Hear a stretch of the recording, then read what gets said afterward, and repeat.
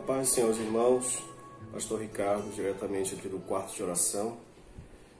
Nesses dias em que estamos em quarentena aqui no Brasil, minha igreja também teve a iniciativa de suspender as nossas reuniões.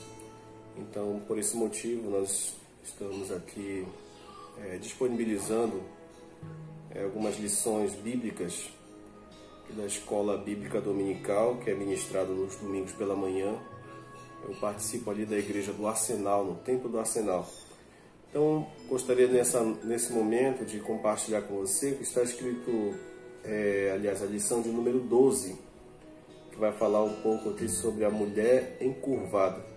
Então, o assunto da lição, a mulher encurvada, se encontra no Evangelho de Lucas, capítulo 13, versículo 10 até o 17. Nós vamos estar utilizando esses versículos no decorrer da nossa lição. O texto áureo diz assim: por esse motivo, não se devia livrar este cativeiro em dia de sábado, esta filha de Abraão, a quem Satanás trazia presa há 18 anos? Lucas capítulo 13, versículo 16. A verdade prática diz assim: para abençoar pessoas, Jesus não hesitou confrontar as estruturas religiosas dos seus dias. Glória a Deus. Então, nessa lição nós vamos verificar aqui a situação de uma mulher encurvada. Nós estamos na lição da Escola Bíblica Dominical que fala sobre milagres de Jesus. E nessa lição vamos estudar hoje aqui a lição de número 12, que fala sobre a mulher encurvada. A introdução diz assim: com uma agenda estressante e tempo escasso, Jesus vai à sinagoga para ensinar a palavra e abençoar pessoas. Ele veio para a gente doente, esquecida e escravizada como essa mulher enferma. Há inúmeros ensinamentos aqui. Esse relato é exclusivo do Evangelho de Lucas. Ponto 1. Tópico 1. Aspecto do milagre. Eu vou tentar resumir aqui alguns pontos, alguns tópicos, para a gente não se estender muito no nosso vídeo. Então, o tópico 1, ele está falando sobre alguns aspectos do milagre. Ponto 1 diz assim: Jesus ensina a palavra. Versículo 10 de Lucas 13. Ora, ensinava Jesus no sábado, numa das sinagogas. Então, falando um pouquinho aqui sobre a questão das sinagogas, elas passaram a existir a partir do momento em que houve a diáspora dos judeus. Eles foram exilados para a Babilônia e nesse período, como eles não poderiam voltar, ir ao templo para realizar sacrifícios a Deus, eles criaram-se a partir daí as sinagogas. As sinagogas tinham um líder da sinagoga, e ele fazia as reuniões junto com aquela comunidade. Sinagoga significa assembleia, era um local de reunião. Elas surgiram durante o exílio babilônico como forma de substituição do templo judaico destruído por Nabucodonosor e existe até hoje, E até hoje nos nossos dias, alguns judeus espalhados pelo mundo possuem suas sinagogas. Cada vila tinha sua sinagoga, Ponto 2, diz assim: um culto inesquecível. Aqui a gente vai tratar um pouquinho sobre a diferença do culto na sinagoga e no templo. Então a gente vai ver aqui no versículo 13, diz assim, de Lucas 13: e impondo-lhes as mãos, ela imediatamente se endireitou e dava glória a Deus. Bom, nós vamos ver aqui, nós falamos um pouco sobre a sinagoga. Jesus costumeiramente ia nesses locais para ministrar a palavra de Deus para as pessoas. E é interessante ressaltar aqui que Jesus ele não estava preso ao vislumbre, à beleza do templo, mas ele ia em locais simples também, como nas sinagogas, e em determinada ocasião, como lá em João capítulo 5, nós vamos ver que Jesus ele prefere, em vez de ir para uma festa, ele prefere ir para o tanque de Betesda, um local onde existiam pessoas enfermas, pessoas necessitadas, Então, Jesus ele demonstra que ele não está com vislumbre, né, sobre os locais. Ele visita esses locais simples, né? Então, nessa reunião, é exatamente nesse momento em que aparece esta mulher e ela encontra-se com uma enfermidade há 18 anos, padecendo desta enfermidade, que era provocada por um espírito maligno, um espírito de enfermidade.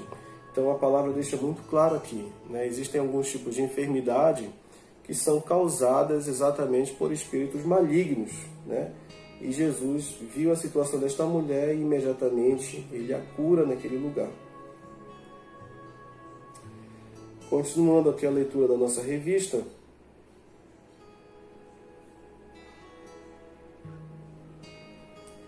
vamos falar aqui sobre o ponto 3 da nossa lição, tá? Do tópico 1.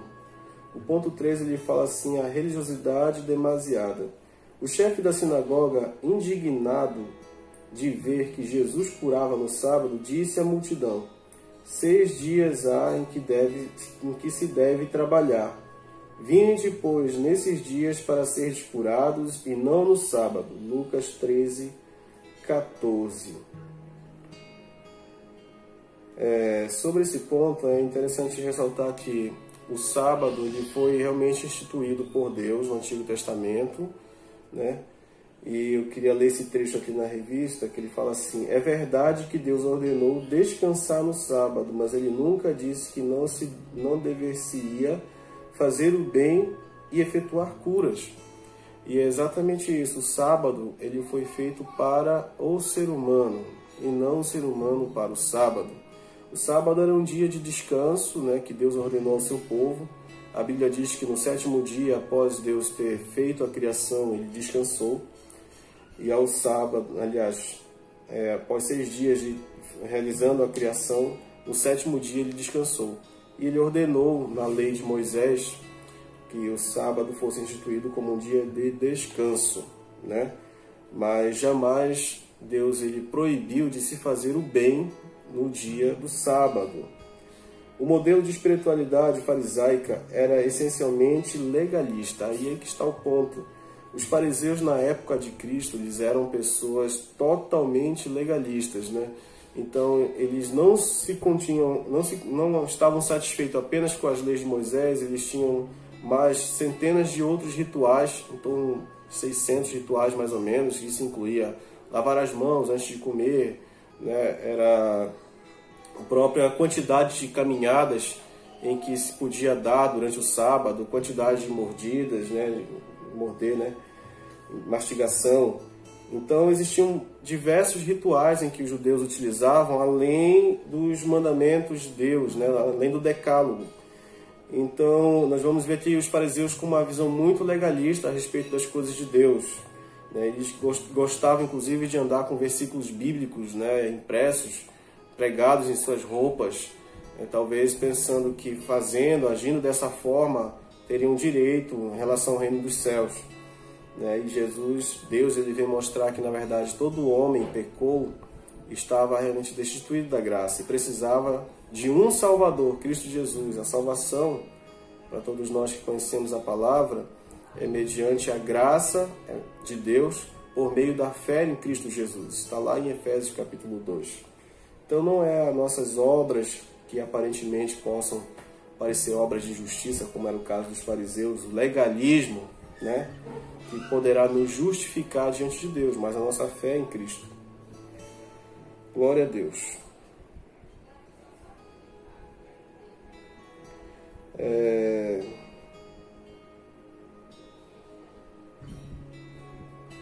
Vamos passar aqui para o tópico 2.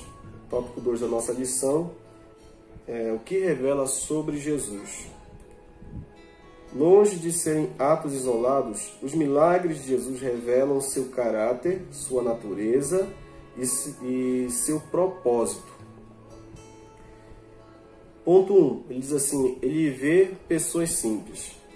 Vendo a Jesus, chamou-a e disse-lhe: mulher, estás livre de tua enfermidade. É interessante nesse ponto aqui porque em diversas passagens bíblicas você vai ver que Jesus ele é abordado por alguém, alguém vai até Cristo, alguém corre até ele, alguém sobe numa árvore para vê-lo, né? Alguém chama a atenção dele, alguém toca a orla das suas vestes para ser curado. Mas nesse ponto aqui você vai ver que Jesus ele não espera que aquela mulher se manifeste até ele, que ela vá ao encontro dele. Ele simplesmente a percebe ali. E é importante a gente verificar isso daqui, porque demonstra que Jesus ele olha por nós, que ele está interessado em nossas dificuldades, em nos ajudar a vencer nossas dificuldades. Então Jesus ele olha para aquela mulher e imediatamente ele a cura, né? Ele a liberta daquele mal. Então, outro ponto interessante aqui é que aquela mulher ela era frequentadora daquela sinagoga.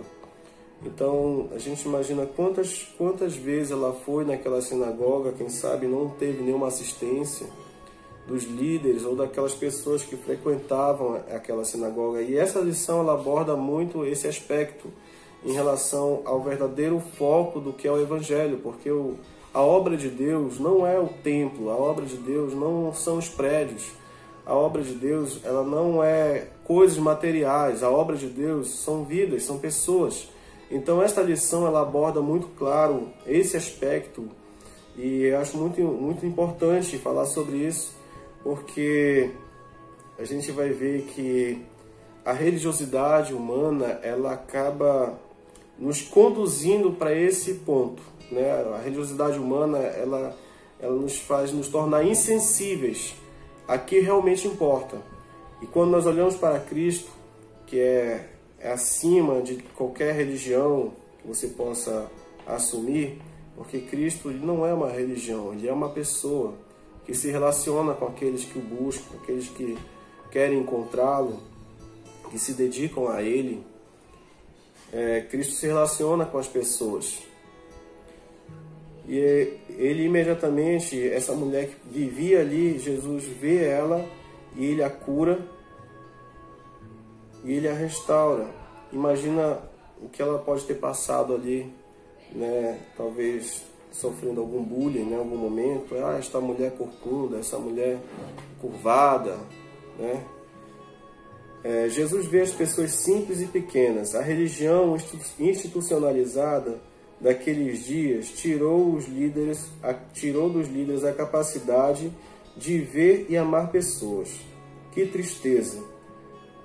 Quando prédios, estruturas e instituições são colocadas acima das pessoas, elas perdem o maior propósito.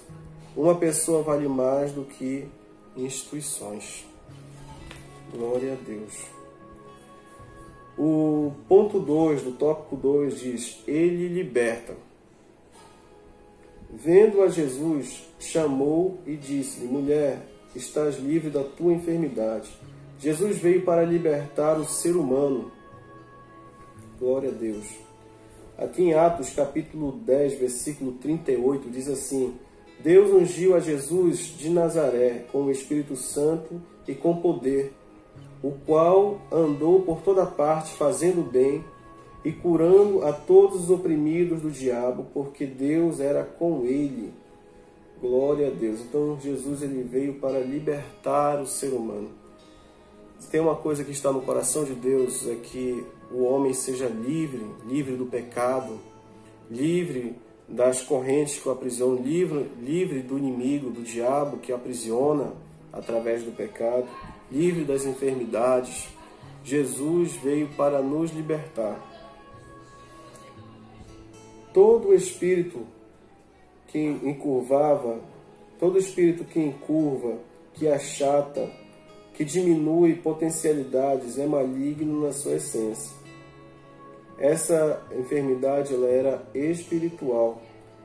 Havia um fator espiritual causando aquela deformidade. Então essa enfermidade ela não foi causada de uma forma natural, né? Havia um fator espiritual. E tudo que, quando nós olhamos a questão do inimigo, né? O inimigo das nossas almas, o diabo, Satanás, O propósito sempre do inimigo vai ser exatamente isso aqui, ó, encurvar, achatar, diminuir potencialidades. Né? O inimigo sempre vai querer te jogar para baixo. Talvez tu não esteja encurvado, talvez você não tenha problemas desse aspecto, né? Mas quando você se sente em algum momento triste, desanimado, você se sente para baixo, se sente menorizado, desprezado. Esses são sentimentos que muitas vezes o inimigo ele quer lançar no coração dos homens, porque esse é o propósito dele. Fazer com que os homens sofram, que os homens deixem de acreditar em Deus, duvidem de Deus. Terceiro ponto, diz assim, ele é maior do que a religião. O chefe da sinagoga, indignado por ver que Jesus curava no sábado, disse à multidão: 6 dias há que se deva trabalhar. Vinde, pois, nesses dias para seres curados, e no sábado não, e não no sábado. O líder da sinagoga estava mais preocupado com a aparente quebra do mandamento do que ver gente abençoada. Esquecera o principal propósito do seu chamado, ver gente ser tocada por Deus. Este homem não consegue enxergar outra coisa senão a religião institucionalizada e sem paixão. O sábado jamais foi intencionado por Deus como um instrumento de angústia ou de torniquete existencial. O sábado foi feito para abençoar. A religião não pode ser um impeditivo e asfixiar a ação de Deus. Ele opera na hora oportuna e a hora era aquela. É importante aqui a gente ressaltar, como falei anteriormente, né? Muitas vezes há essa preocupação, né, em relação aos costumes, né, institucionalizados. Né? Muitas vezes o costume ele acaba meio que tentando sufocar o agir de Deus. Né? E aqui Jesus ele deixa muito claro isso aqui. Né? O que estava realmente, a palavra de Deus aqui, o que estava realmente no coração daquele homem da sinagoga. Porque imagine, ele acabou de ver uma cura de alguém que estava encurvado há 18 anos. Você imagina uma pessoa que não podia se levantar, que não podia levantar a cabeça, vivia olhando para o chão, e ver aquela mulher endireitar a sua coluna. Talvez os ossos tenham se posicionado. Jesus, quando estava fazendo um milagre, os ossos foram se ajustando, os ossos foram colocando-se num lugar, cada vértebra, e ela foi se endireitando. Algo milagroso aconteceu diante dos olhos daquele homem. Enquanto aquela mulher maravilhada dava glória a Deus, aquele homem, aquele sacerdote estava mais preocupado com as regras, né? Que ele pensava que tinha sido quebrado por uma má interpretação da lei e também pelos costumes dos judeus naquela época, né? Principalmente os líderes religiosos. Então nós vamos ver aqui o perigo, né, que há em relação à religiosidade, né, quando muitos, né, veem mais valor, né, no sistema religioso do que nas vidas humanas. Porque, como eu mencionei anteriormente, a obra de Deus são vidas, são almas, são pessoas. Isto é a verdadeira obra de Deus. Ensinamentos. Ponto 1. A hipocrisia não é aceita. Disse-lhe, porém, o Senhor: hipócrita, cada um de vós não desprende da manjedoura no sábado o seu boi ou o seu jumento e leva-o para beber? Hipocrisia é explicada pelo dicionário como falsidade, dissimulação, fingimento. Era alguém que empenhava um papel, como se empenhasse um papel, uma peça de teatro, né? Então, Jesus ele condena severamente aqui este homem, porque ele estava justamente criticando, né, um bem, uma bênção que Deus tinha acabado de fazer, um milagre que Deus tinha acabado de fazer. Uma pessoa de 18 anos que estava liberta daquele mal, né, e aquele homem estava justamente criticando, rejeitando isso, sendo que ele mesmo, no próprio dia de sábado, não cumpria a sua própria regra, já que ele tinha o costume, né? Ele dizia que as pessoas não podiam fazer absolutamente ou praticamente nada no sábado. No mesmo sábado, ele, pelo menos, ele tirava o seu boi que estava amarrado, levava a beber, né? E uma pessoa que tinha acabado de ser curada parecia ter menos valor para ele.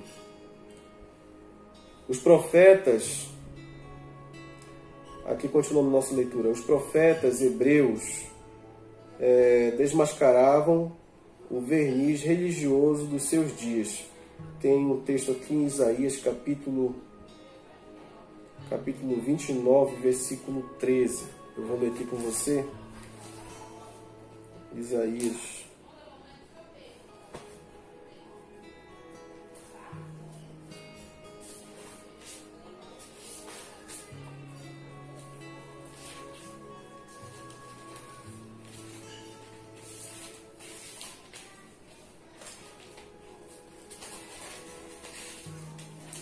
Isaías capítulo 29, versículo 13.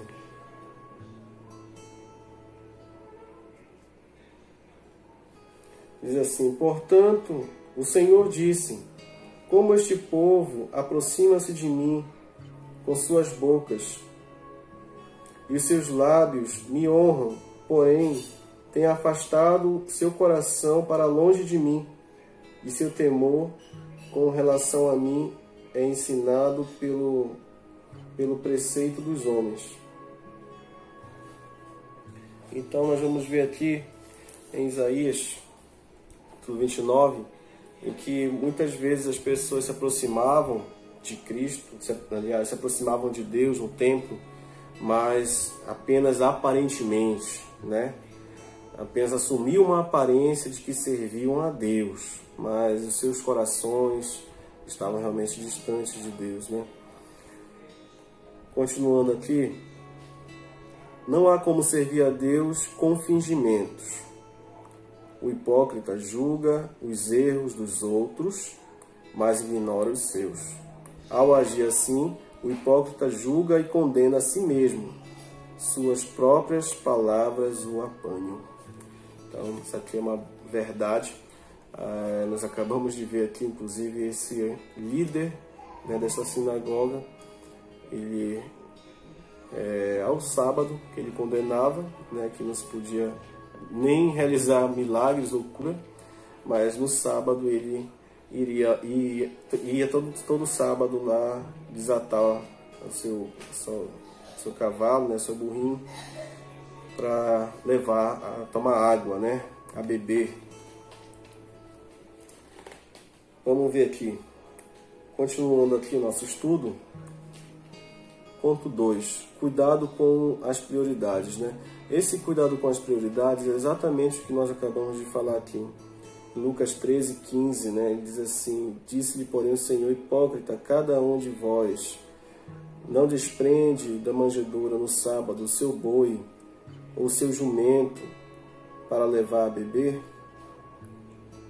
Jesus deixa claro para todos, em especial para o líder da sinagoga, que aquela mulher e todas as pessoas têm dignidade superior à dos animais. Ora, se os animais podiam receber tais cuidados, nem mesmo no sábado, Ora, se os animais podiam receber tais cuidados, mesmo no sábado, quanto mais uma filha de Abraão, de Jesus. O líder da sinagoga demonstrava uma completa insensibilidade, né? Então, Jesus deixa muito claro aqui que os homens, o ser humano, ele tem muito mais importância, muito mais valor do que os animais. Na verdade, tudo foi criado, né? Deus criou todas as coisas e depois criou o homem, para que o homem pudesse usufruir né, de tudo isso, ele fosse mordomo de Deus na terra e cuidasse de tudo. Então os animais, as árvores, o rio, tudo que Deus criou, ele criou para abençoar a vida do homem. O homem tem muito mais valor e o homem tem a responsabilidade, claro, de cuidar daquilo que Deus criou. Então Jesus deixa muito claro aqui para este líder, né, da sinagoga. Mas outro ponto também que eu acho interessante, que ele fala assim, que ela era filha de Abraão, né? Quando a gente lê esses versículos, Jesus fala que ela era filha de Abraão. E quem era caracterizado como filho de Abraão? Aquele que tinha a fé como de Abraão, aquele que vivia a fé de Abraão, né? Então, por exemplo de Zaqueu, né? Nós temos o exemplo de Zaqueu, que ele tem um encontro com Jesus, ele estava numa árvore, Jesus chama, né? E ele desce da árvore, ele subiu numa árvore para ver Jesus porque ele era baixinho. Mas depois que ele desce da árvore, ele começa a ouvir as palavras do Mestre e ele se arrepende, né? Ele era cobrador de impostos. Naquela época, alguns cobradores de impostos, eles cobravam a mais, né, para tirar o sustento deles, e alguns cobravam de valores ainda mais exorbitantes. Então Zaqueu, ele se arrepende, ele diz assim: Mestre, se eu defraudei alguém, eu me comprometo a restituir 4 vezes mais. E para um judeu, né? Para um judeu que é muito ligado às coisas materiais, né? Ele ao patrimônio, isso era realmente um grande milagre. Então Jesus viu o arrependimento no coração dele e Jesus fala: hoje entrou a salvação nesta casa porque é mais um filho de Abraão, né? Então Jesus chama também ele de filho de Abraão, porque os filhos de Abraão vivem segundo a fé de Abraão, num Deus vivo, e servem ao Deus vivo. Então, isso ainda acrescenta, né, que esta mulher possivelmente era uma mulher que temia a Deus e constantemente ela se encontrava por aquele local, por aquela sinagoga, e estava sendo oprimida por um espírito maligno. Continuando aqui, cabeça erguida novamente, Lucas capítulo 13, versículo 16, já é o último ponto aqui do tópico 3, né, sobre os ensinamentos. Então diz assim a palavra: por que motivo não se devia livrar deste cativeiro, no dia de sábado, esta filha de Abraão, a quem Satanás trazia presa há 17 anos? Jesus perguntou. Eu quero ressaltar aqui um ponto nessa parte da lição que diz assim: o mundo está cheio de gente corcunda espiritualmente, gente que vive somente olhando para baixo, sem esperança, pessoas cujo raio de visão não é para frente, nem para cima, mas para baixo, gente envergonhada e encurvada pelo peso da vida, do pecado e da culpa. Curioso é que a palavra grega para homem, antropos, significa aquele que olha para cima. O ser humano foi criado para olhar para cima, para o seu Criador. Os animais que vivem o tempo todo olham para baixo, né? Então, olha só essa rica lição aqui. Nós fomos criados para olhar para cima, para o Mestre Jesus, para Deus. Nós fomos criados para subir, nós fomos criados para viver com Deus.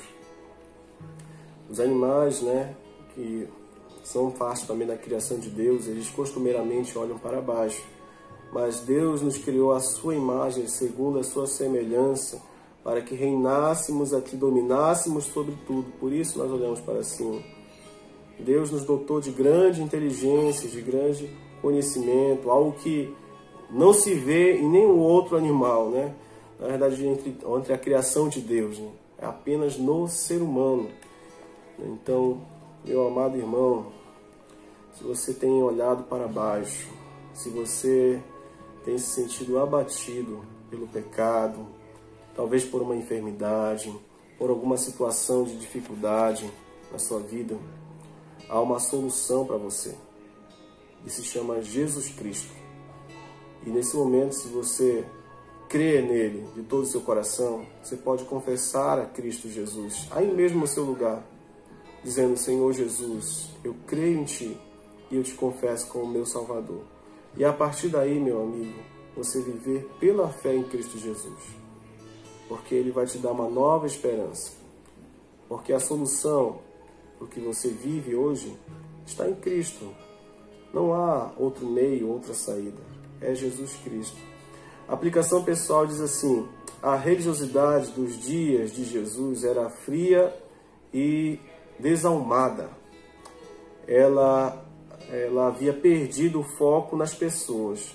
O mesmo risco ocorre no modelo religioso contemporâneo, né? Então, irmão, meu amado irmão, minha amada irmã, isso é uma coisa que nós precisamos sempre estar atentos.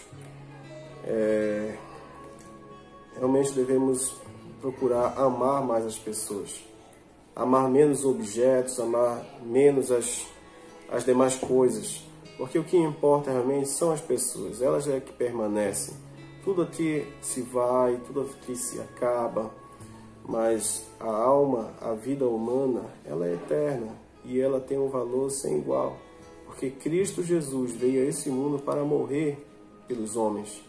Você imagina a importância que Deus deu a cada alma humana, a ponto de entregar o seu próprio Filho amado, Jesus Cristo, o qual morreu por nós, padeceu por nós.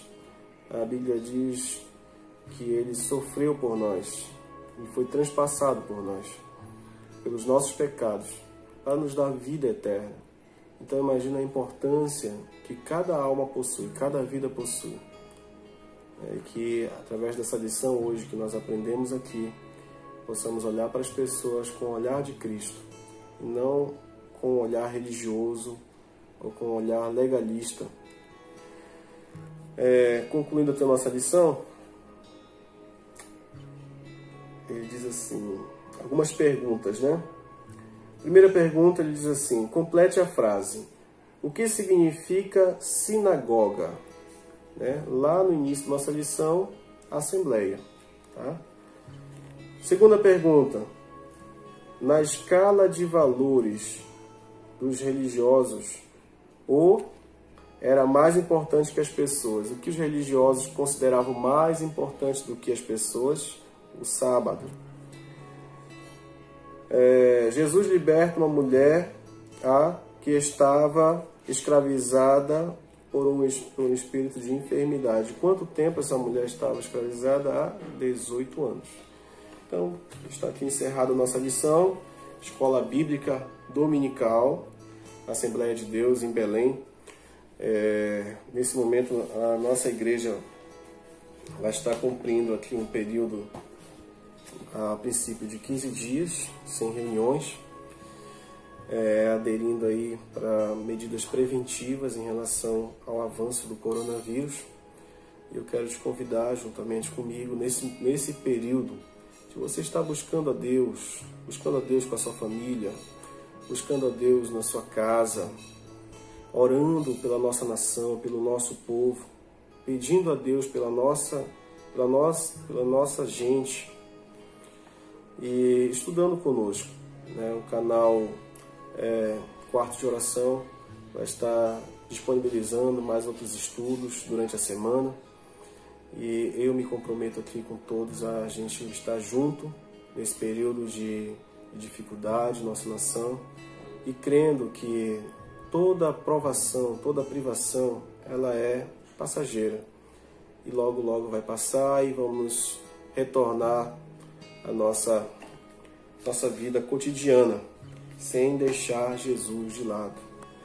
Muito obrigado pela sua presença, muito obrigado pela sua atenção. Fique com esta palavra. Se você ainda não é inscrito no nosso canal, se inscreva. Tem bem aqui embaixo, vai ter um botãozinho, é só apertar em inscrever. Logo depois você pode clicar também no sininho para receber a notificação quando houver vídeos novos.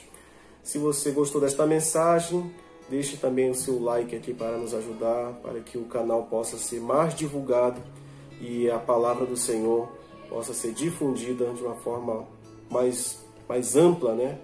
através desse canal do YouTube. Muito obrigado a todos e tenham uma semana abençoada, em nome de Jesus.